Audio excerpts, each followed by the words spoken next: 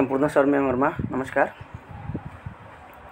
हामी यस study room Nepal नामक YouTube channel मार्फत शिक्षक सेवा आयोगको प्रावि, निमावि र मावि लाइसेन्स तथा बिनी र प्रासको तयारीमा जुट्नु भएको तर कामकाज वा अन्य कुनै कारणले कोचिङ सेन्टरसम्म पुग्न नसक्ने सम्पूर्ण सहघरगृहिणी, कार्यरत शिक्षक मित्र तथा सम्पूर्ण सर म्यामहरू जो आधिकारिक विस्तृत र सूत्रद्वारा घरमै बसी तयारी गर्न चाहनुहुन्छ उहाँहरूको लागि यो च्यानल मार्फत कम्प्लिट कोर्सको भिडियोहरू पुर्याउने बाचा गर्दछौँ र अन्त्यमा हजुरहरूले यस च्यानललाई माया गरी लाइक, कमेन्ट, सब्स्क्राइब र शेयर गरिदिनु होला भनी अनुरोध गरे र हामीले शिक्षक सेवा आयोगको लाइसेन्सको, प्रासको र बिनीका सम्पूर्ण कोर्सहरूको एकीकृत गरेर कम्प्लिट भिडियोहरू यहाँ राख्ने भएको कारणले गर्दा तपाईँ यहीँबाट मात्रै पढेर पनि मजाले नाम निकाल्न सक्नुहुन्छ। यो कुरामा विश्वास दिलाए र हामीले आज पढ्ने कन्टेन्टतिर गए। हामी पार्ट 2 मा शिक्षाको परिचय भन्ने पार्ट 2 मा भाग 2 मा अनौपचारिक शिक्षाका केही कुरा गरिसकेका छौँ। अब आज हामीले अनौपचारिक शिक्षाको स्वरूपका कुरा गर्छौँ। अनौपचारिक शिक्षाका स्वरूपका कुरा गर्दाखेरि यसमा 3 वटा धारहरू हुन्छ, साध्यका रूपमा, साधनको रूपमा र उत्पादनको रूपमा। यो 3टा जानु होला, साध्यको रूपमा, साधनको रूपमा र उत्पादनको रूपमा। अनि 2049 को प्रतिवेदनमा अनौपचारिक शिक्षाका के थियो व्यवस्था त थोरै हामी पढौँ। साक्षरताका 3 वटा त त्यहाँ भनेको थियो, आधारभूत त, मध्यम त, स्वाध्ययन त। यो 3 वटा धेरै पटक सोधिन्छ, जान्नु होला। आधारभूत, मध्यम त, स्वाध्ययन त। आधारभूत, मध्यम र स्वाध्ययन यो 3 धेरै पटक सोधिएको हो। अनि 2057 सालसम्ममा निरक्षरतालाई 50% मा झार्ने लक्ष्य लिएको थियो। एक उच्च स्तरीय राष्ट्रिय अनौपचारिक शिक्षा परिषदको गठन गरिनुपर्छ भनेको थियो र बीपीईपी 1 बाट पनि प्रौढ साक्षरतामा जोड दिँदै आएका छन्। त्यस्तै शिक्षा नियमावलीमा अनौपचारिक शिक्षासँग के व्यवस्थित छ त के शिक्षा नियमावली 2059 मा अनौपचारिक शिक्षाका बारेमा के उल्लेख गरेका छन् त्यो हामी यहाँ पढौँ। शिक्षा नियमावलीको परिच्छेद 9 मा अनौपचारिक शिक्षाको व्यवस्था गरिएको छ। यसमा नियम 48 देखि 55 सम्म अनौपचारिक शिक्षाको व्यवस्था गरिएको छ। अनौपचारिक शिक्षाका प्रकार त्यहाँ 4 वटा भनेको छ। यो धेरै पटक सोधेको छ, 4 वटा। आधारभूत प्रौढ साक्षरता शिक्षा, शास्त्रोत्तर शिक्षा, निरन्तर शैक्षिक शिक्षा, निरन्तर शिक्षा, वैकल्पिक शैक्षिक कार्यक्रम। यसरी 4 वटा जान्नु होला। पाठ्यक्रम तथा पाठ्यपुस्तक स्कुल कसले स्वीकृत गर्छ भने धेरै पटक सोधेको। यसको पाठ्यक्रम तथा पाठ्यपुस्तक कसले स्वीकृत गर्छ भनेको राष्ट्रिय पाठ्यक्रम विकास तथा मूल्याङ्कन परिषदले स्वीकृत गर्छ। यो जान्नु होला। राष्ट्रिय पाठ्यक्रम विकास तथा मूल्याङ्कन परिषदले स्वीकृत गर्छ। यसको लक्ष्य समूह भनेको 15 देखि 45 वर्षसम्मका आधारभूत प्रौढ साक्षरता दिने हो। यसको समावधि भनेको 6 महिनाको हुन्छ। अनौपचारिक शिक्षा परिषदमा 18 जना हुन्छ। पदावधि भनेको 3 वर्ष हुन्छ। अध्यक्ष भनेको शिक्षा मन्त्री वा राज्य मन्त्री हुन्छ। शिक्षासँग सम्बन्धित कुनै पनि परिषदमा सकेसम्म लगभग तपाईको शिक्षा मन्त्री वा राज्य मन्त्री नै अध्यक्ष रहन्छ। यो जान्नु होला। अनि सदस्य सचिव भनेको निर्देशक अनौपचारिक शिक्षा केन्द्रको निर्देशक रहन्छ। यसको सचिवालय भनेको अनौपचारिक शिक्षा केन्द्रमा रहन्छ। अनि जिल्लामा पनि एउटा अनौपचारिक शिक्षा समिति हुन्छ, त्यसमा 11 जना हुन्छ। यसको पदावधि भनेको 3 वर्ष हुन्छ। अध्यक्षमा जिल्ला विकास समितिको सभापति हुन्छ। सदस्य सचिव भनेको शिक्षा विकास तथा समन्वय इकाइको अनौपचारिक शिक्षा शाखाको 1 जना अधिकृत हुन्छ। त्यस्तै यसमा अनौपचारिक शिक्षा सञ्चालन गर्न चाहने कुनै पनि विद्यालयले जिल्ला अनौपचारिक शिक्षा समितिमा निवेदन हाल्नुपर्छ। यो धेरै पटक सोधेको छ, जान्नु होला। अनौपचारिक आधारभूत प्रौढ साक्षरता शिक्षाका अवधि 6 महिनाको हुन्छ। यसको लक्ष्य समूह भनेको 15 देखि 45 वर्षका निरक्षर व्यक्ति हो। शास्त्रोत्तर शिक्षा भनेको 3 देखि 6 महिनाका हुन्छ। यसको लक्ष्य समूह भनेको प्रौढ साक्षरता पुरा गरेकोलाई मानिन्छ। यसमा तपाईको यही कुरा 2078 सालको प्रश्नले सोधेको प्रश्न यही हो। आधारभूत प्रौढ साक्षरता शिक्षा कति अवधिका हुन्छ भनेको 6 महिनाको। यो सोधिसकेको प्रश्न है, यो जान्नु होला। अर्को भनेको शास्त्रोत्तर भनेको 3 देखि 6 महिनाको हुन्छ। प्रौढ साक्षरता पुरा गरेकोले पाउने हो। निरन्तर शिक्षा भनेको मन्त्रालयले तोकेको बमोजिम हुन्छ। यो शास्त्रोत्तर शिक्षा पुरा गरेकोले पाउने हो। अर्को भनेको वैकल्पिक शैक्षिक कार्यक्रम हो। विद्यालयमा अध्ययन नगरेका वा अध्ययन गरी बीचमै पढाइ छाडेका बालबालिकालाई विद्यालयको पाठ्यक्रममा आधारित रहेर दिइने यो शिक्षा हो। अनि वैकल्पिक शैक्षिक कार्यक्रम सञ्चालन गर्न चाहने विद्यालयले शिक्षा विकास तथा समन्वय इकाइबाट अनुमति लिनुपर्छ। खुला तथा वैकल्पिक कार्यक्रम 4 प्रकारले दिन सकिन्छ। 4 प्रकार भनेको अनौपचारिक प्रौढ विद्यालय, यसको लक्षित समूह भनेको 15 वर्ष वा सोभन्दा माथि उमेर समूहका विद्यालय अध्ययन गर्न नसकिने महिला तथा पुरुषहरूलाई बुझिन्छ। त भनेको आधारभूत त 1 देखि 5 र 6 देखि 8, अर्को 9 देखि 10 मावि पनि हुन्छ। यसका समयावधि 1 देखि 5 भनेको 3 वर्षमा, कक्षा 6 देखि 8 2 वर्षमा, कक्षा 9 देखि 10 1 वर्षमा गरी कम्प्लिट गराइन्छ है, जान्नु होला। 5 वर्ष प्रावि तहलाई 3 वर्षमा, 2 वर्ष निमावि तहलाई 3 वर्ष निमावि तहलाई 2 वर्षमा र 2 वर्ष मावि तहलाई 1 वर्षमा कम्प्लिट गराइन्छ। विद्यालयमा आधारित खुला शिक्षा कार्यक्रम। यसको लक्ष्य समूह भनेको 8 देखि 14 वर्ष उमेर समूह वा सो भन्दा माथि उमेर समूहका किशोर किशोरी युवा तथा प्रौढ व्यक्तिहरूलाई यो अवसर प्राप्त हुन्छ। अर्को वैकल्पिक आधारभूत शिक्षा कक्षा 1 देखि 5 र कार्यक्रम सञ्चालनमा 8 देखि 14 वर्ष उमेर समूहका र विद्यालय नगएका विद्यालय गए पनि पढाइ बिचमै छाडेका बालबालिकालाई दिने हो यो। अर्को भनेको परम्परागत धार्मिक विद्यालय, यो धार्मिक प्रकृतिका कार्यक्रमको लागि उपयोगी हुन्छ। अर्को खुला निम्न माध्यमिक विद्यालय कतिवटा छ भने 37 वटा हो। यसको व्यवस्थापन शिक्षा तथा मानव स्रोत विकास केन्द्रले गर्छ।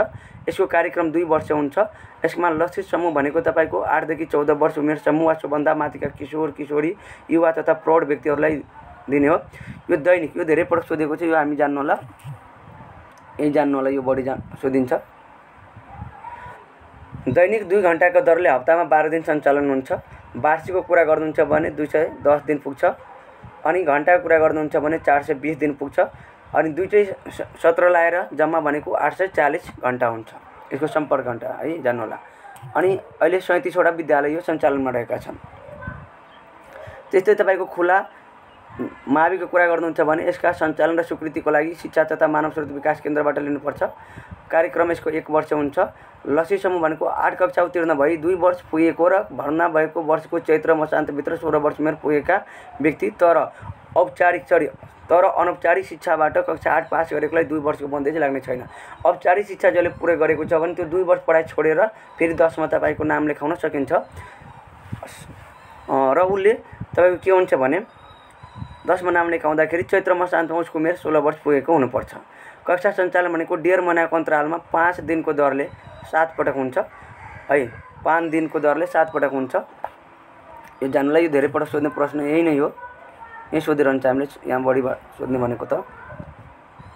यसमा तपाईको कति महिनाको अन्तरालमा क्लास हुन्छ भनेको 1.5 महिनाको अन्तरालमा हुन्छ। 1.5 महिनाको अन्तरालमा त 5 दिनका दरले हुन्छ। अनि 1.5 महिनाको अन्तरालमा भएपछि 7 पटक हुन्छ है, 7 पटक हुन्छ। एक पटकमा 5 दिन भयो भने 7 पटकमा कति दिन भयो त 35 दिन भयो। अब यो 17 का कुरा गर्दाखेरि तपाईको 140 17 हुन्छ। घण्टाको कुरा गर्दाखेरि 175 घण्टा हुन्छ है, जान्नु होला। कति महिनाको अन्तराल भनेको 1.5 महिनाको अन्तराल, कति पटक भनेको 7 पटक, एक पटकमा कति दिन भनेको 5 दिन हैन। अनि तपाईको जम्मा कति दिन भयो त 35 दिन, कति सत्र भयो त 140 17, कति घण्टा भयो भने 175 घण्टा। अनि यसको सम्पर्क कक्षा कति दिन भयो त 7 बजे 35 भनेको 35 दिन यसको सम्पर्क कक्षा हुन्छ।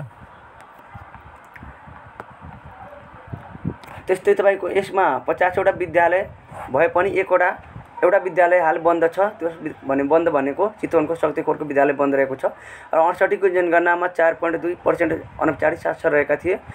अनि 2065 विक्रम आर्थिक वर्ष 2065-66 देखि 15 देखि 60 वर्ष उमेर समूहलाई साक्षर बनाउन साक्षरता अभियान सञ्चालनमा आएका छन् है, जान्नु होला। अनौपचारिक हो आयो भने 15 देखि 45, तर साक्षरताको आयो भने 15 देखि 60 वर्ष हो, नभुल्नु होला। अनि यसमा तपाईको के हुन्छ भने अनौपचारिक र औपचारिक शिक्षामा मिल्दोजुल्दो विशेषता भने के हो भनेपछि त दुवैमा फिक्स अब्जेक्टिभ हुन्छ है, जान्नु होला। दुवैमा के हुन्छ त अब्जेक्टिभ चाहिँ फिक्स हुन्छ। औपचारिक र अनौपचारिक शिक्षालाई प्रत्यक्ष शिक्षा भनिन्छ भने अतिरिक्त वा अनियमित शिक्षालाई अप्रत्यक्ष शिक्षा भनिन्छ। पुरानो शिक्षा भनेको अतिरिक्त हो भने नयाँ भनेको औपचारिक हो। 55 साक्षर जिल्ला भनेको काठमाडौँ, 78 6 महिना 4 गते, 56 भनेको ताप्लेजुङ, 57 भनेको बझाङ, 58 भनेको सोलुखुम्बु, 59 भनेको कैलाली, 60 भनेको तपाईको बाजुरा हो। 2079 साल 3 को महिना 30 गते। अब यहाँ डेटहरु पनि छ, तपाई डेट हेर्नु होला। अब हामीले औपचारिक अनौपचारिक र अनियमित शिक्षामा के भिन्नता छ त्यो पढ्नु पर्छ। यो बारम्बार यहाँबाट प्रश्न उठाएको छ। अब हेर्नु उद्देश्य, औपचारिक शिक्षाको उद्देश्य के हुन्छ त निश्चित हुन्छ, योजनाबद्ध हुन्छ है, निश्चित र योजनाबद्ध हुन्छ। अनौपचारिकको के हुन्छ निश्चित हुन्छ तर औपचारिक जस्तो बन्धन भएको हुँदैन। अनियमितको स्वसिकाइ हुने। अनि पाठ्यक्रम के हुन्छ त औपचारिकमा पूर्ण परिभाषित हुन्छ, व्यवस्थित हुन्छ, पहिला नै बनाएको हुन्छ। अनौपचारिकमा त्यति व्यवस्थित हुँदैन, यो चेतनायुक्त हुन्छ। अनियमितमा कुनै पाठ्यक्रमको जरुरी पर्दैन। अनि यसमा औपचारिकमा शिक्षक योग्य चाहिन्छ, अनौपचारिकमा प्रमाणपत्रमुखी शिक्षक नभए पनि हुन्छ। अनियमितमा अप्रत्यक्ष सिकाइ हुन्छ। त्यस्तै तपाईको औपचारिकमा क्रियाकलाप कक्षा कोठामा सम्बन्धित हुन्छ, अनौपचारिकमा कक्षा कोठामा आधारित नहुन पनि सक्छ। अनि अनियमित भनेको घरभित्र बाहिर जहाँसुकै पनि सिकाइ हुन सकिन्छ।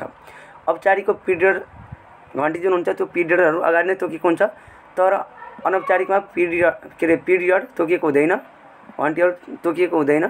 अनि तपाईको अनियमितमा योजनाबद्ध नभएको। अनि तपाईको औपचारिकको एकदमै कडा अनुशासन हुन्छ भने अनौपचारिक स्वतन्त्र हुन्छ भने अतिरिक्त अति स्वतन्त्र भनेको पूर्ण स्वतन्त्र हुन्छ। यो जान्नु होला, धेरै पटक सोधिन्छ। कडा अनुशासन हुने तलका मध्ये कुन ठिक हो भनेको औपचारिक, अनौपचारिक, अनियमित माथिका सबै भनेको कुन त औपचारिक हो। अनि यो जटिल हुन्छ, औपचारिक भनेको जटिल हुन्छ, अनौपचारिक भनेको सरल हुन्छ।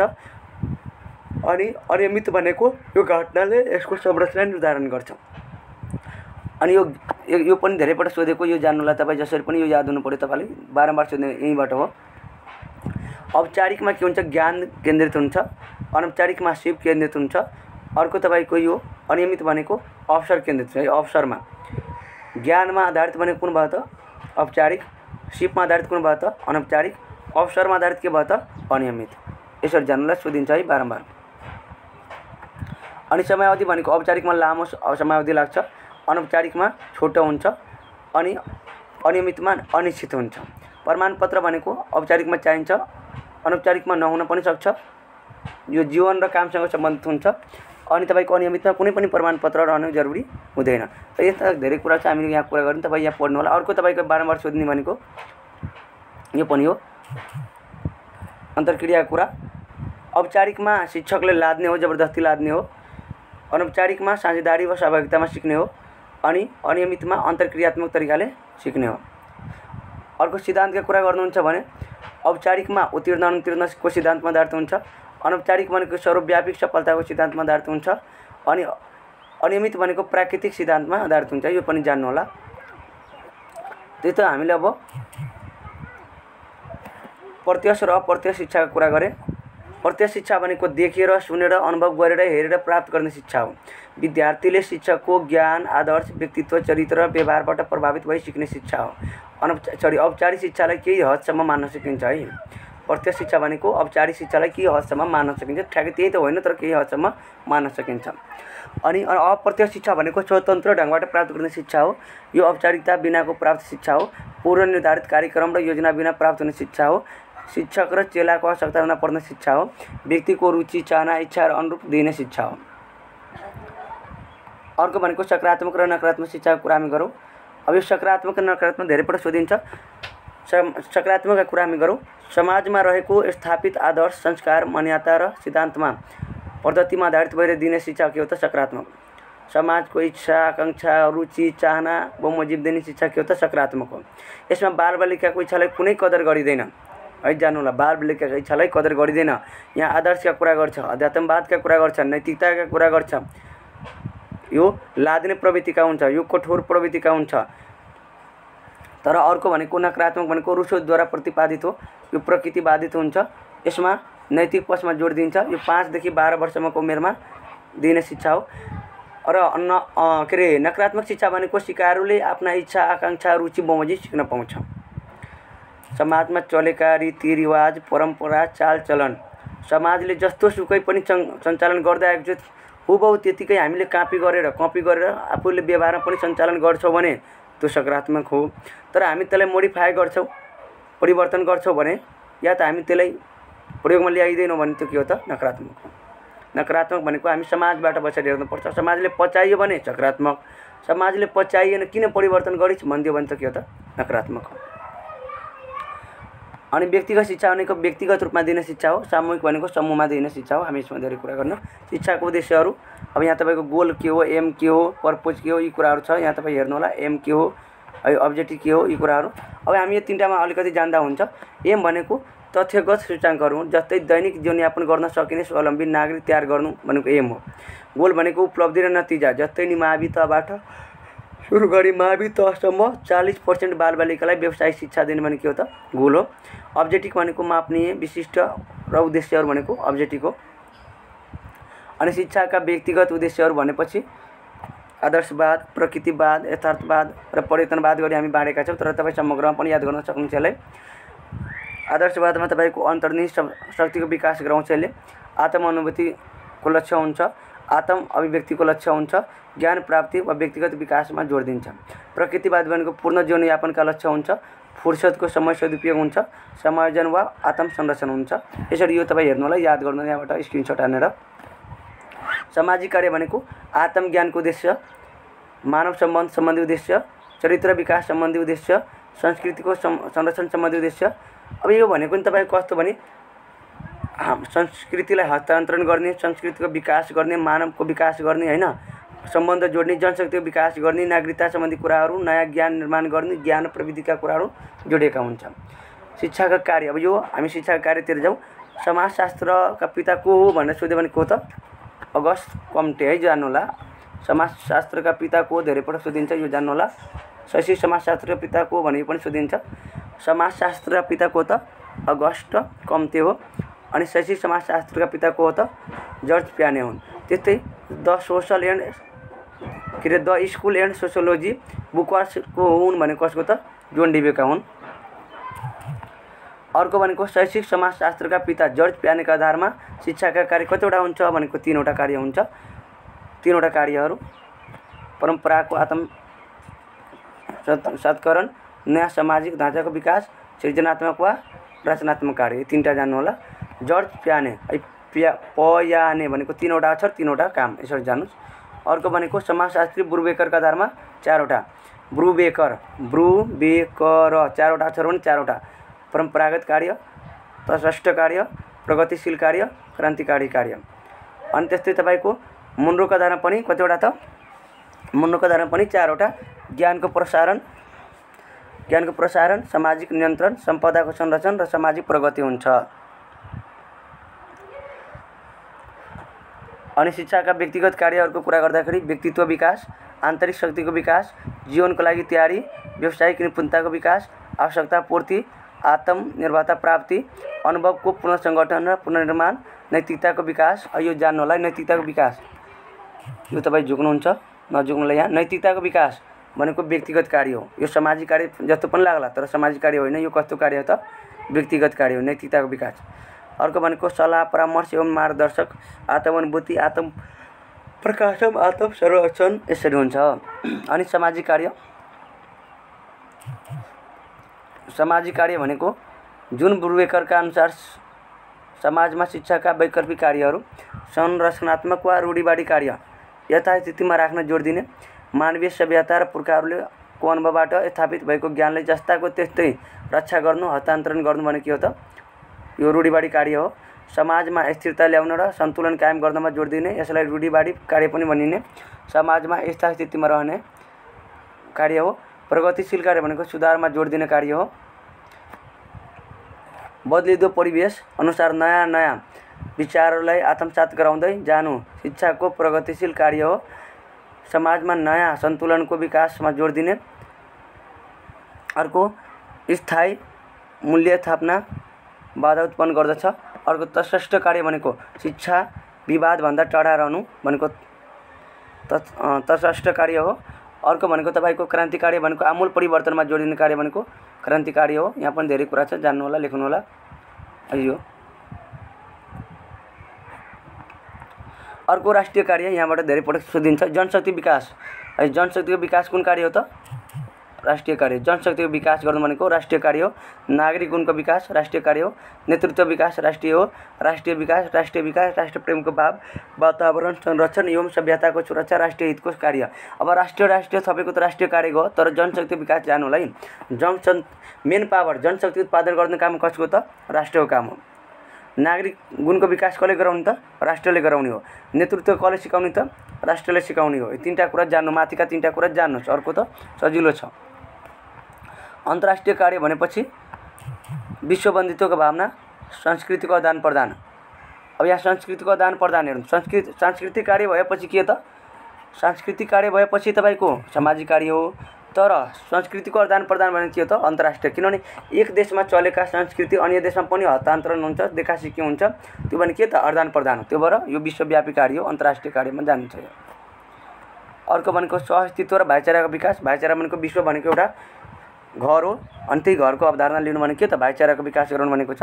प्रविधिको आदान प्रदान, सम्पदानको हिस्सेदारी, अन्तर्राष्ट्रिय नागरिकताको विकास, अन्तर्राष्ट्रिय सम्बन्धको विकास, अन्तर्राष्ट्रिय समझदारीको विकास, जनशक्तिको विकास र आदान प्रदान, राष्ट्रहरूको समानुपातिक विकास, अनि विश्वको नागरिकको विकास, विश्व शान्ति र सुरक्षामा विकास। अन्तर्राष्ट्रियमा हामीले अन्तर्राष्ट्रिय र विश्व जोडेको छ, बुझ्छौँ।